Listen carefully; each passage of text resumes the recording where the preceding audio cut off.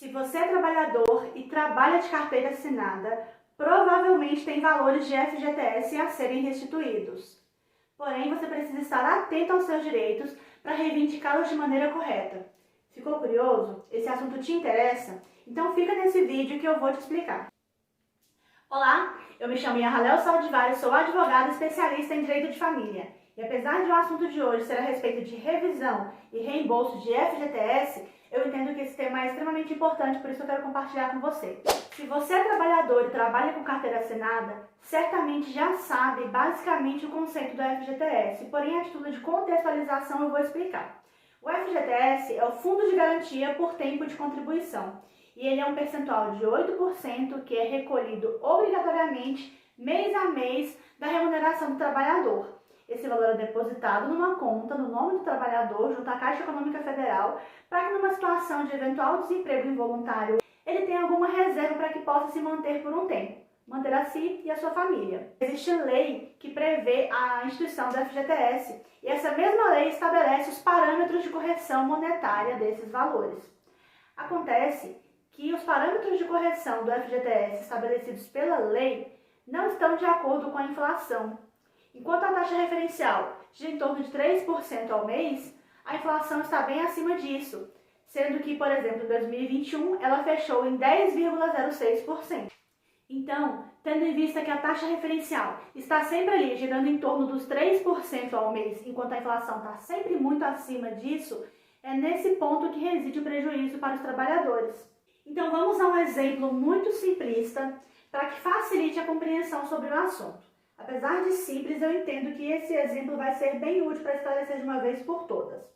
Então, vamos supor que em 2021 você fez um único depósito de FGTS no valor de R$100. 12 meses depois, um ano depois, hoje, em 2022, você eventualmente ficou desempregado e aí vai poder fazer o recolhimento desse valor. Perceba que nesse exemplo que eu trouxe, foi com base no cálculo de um valor de R$100 recolhidos uma única vez. Acontece que o FGTS é recolhido mês a mês. Todos os meses do ano, 8% é retirado do seu salário obrigatoriamente, sem nenhuma possibilidade de escolha, e é repassado para o Fundo de Garantia, que é gerido pela Caixa Econômica Federal. Me fala se isso é ou não é um péssimo investimento para o trabalhador? Com certeza. No entanto, para a Caixa Econômica, é um excelente investimento, tendo em vista que ela tem à sua disposição bilhões e bilhões de reais para realizar suas operações bancárias e te remunera com uma taxa insignificante, muito abaixo da inflação. Nós estamos aqui diante de uma situação flagrante de enriquecimento sem causa, o que é terminantemente vedado pelo nosso ordenamento jurídico.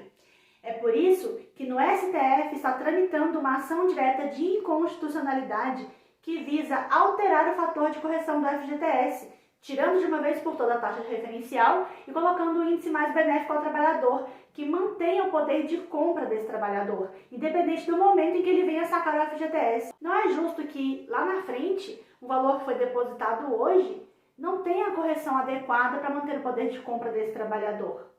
Se nesse julgamento o STF entender que a taxa referencial não é adequada para remunerar o FGTS, ele pode estabelecer que seja aplicado um índice de correção melhor que faça com que os juros do FGTS sejam mais altos mês a mês. Consequentemente, isso pode fazer com que a Caixa Econômica Federal seja obrigada a devolver muito dinheiro para os trabalhadores desde o período de 1999 até a data do julgamento.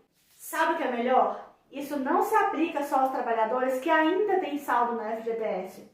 Isso se aplica tanto às contas ativas quanto às contas inativas. Vale também para os trabalhadores que já tenham feito o saque do FGTS em algum momento.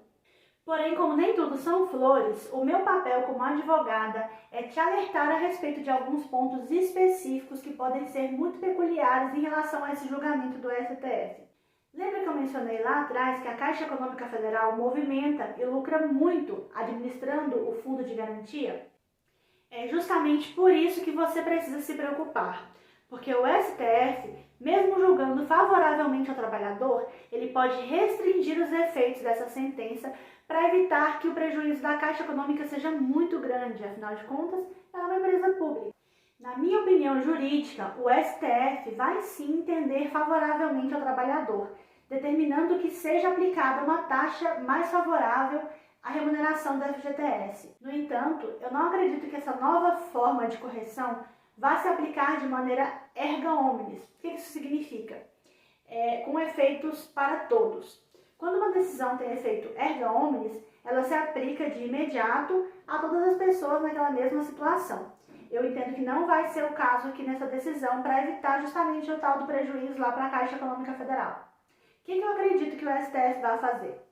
Vai decidir por uma taxa mais favorável para o trabalhador, para todos os trabalhadores daqui para frente. Ou seja, vai alterar a forma de correção de hoje em diante, do momento em que sair a sentença para frente. Em relação aos trabalhadores que já tiveram esse prejuízo para trás, do momento da sentença até ali 1999, alguma providência também tem que ser tomada. Nesses casos, eu entendo que o STF vai julgar favoravelmente apenas para os trabalhadores que já tenham entrado com uma ação judicial que esteja tramitando até o momento da sentença. Assim, ele restringe os efeitos de quem vai ter direito ao ressarcimento e, consequentemente, reduz os prejuízos para a Caixa. Agora você deve estar se perguntando por que eu resolvi falar sobre isso justamente agora. O que justifica? Acontece que muitas pessoas ainda não estão sabendo dessa informação, não estão cientes do que está acontecendo lá no STF a respeito desse tema. Outras pessoas receberam algumas notícias confusas na mídia e não estão sabendo exatamente o que isso significa e quais as consequências pode implicar para os trabalhadores. Então, considerando aí essa enxurrada de informações confusas e, na verdade, desinformação a respeito do tema, eu quis trazer aqui a opinião de uma advogada. O segundo motivo pelo qual eu resolvi falar sobre isso é que a ADI que vai julgar esse assunto estava em pauta de julgamento em 2021, no entanto foi retirada e até o presente momento não retornou para a pauta. E 2022 foi um ano muito conturbado. Nós já tivemos as eleições, no presente momento está acontecendo a Copa. Eu acredito fortemente que saia uma sentença e um posicionamento definitivo sobre o assunto no ano de 2023.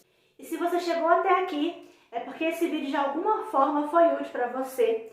Então eu peço que você compartilhe com todos os seus amigos e familiares que possam também se beneficiar dessa informação. Se você estiver assistindo esse vídeo pelo YouTube, compartilhe aqui embaixo, deixe uma curtida. E se você está assistindo esse vídeo pelo site do escritório, logo abaixo você vai encontrar alguns artigos relacionados com mais explicações e resposta para algumas dúvidas sobre esse tema. Se eventualmente ainda assim restar alguma dúvida e você quiser entrar em contato comigo, fique à vontade para me mandar uma mensagem. Eu vou ficar muito feliz em receber, tá bom? Um abraço, espero ter ajudado. Até a próxima!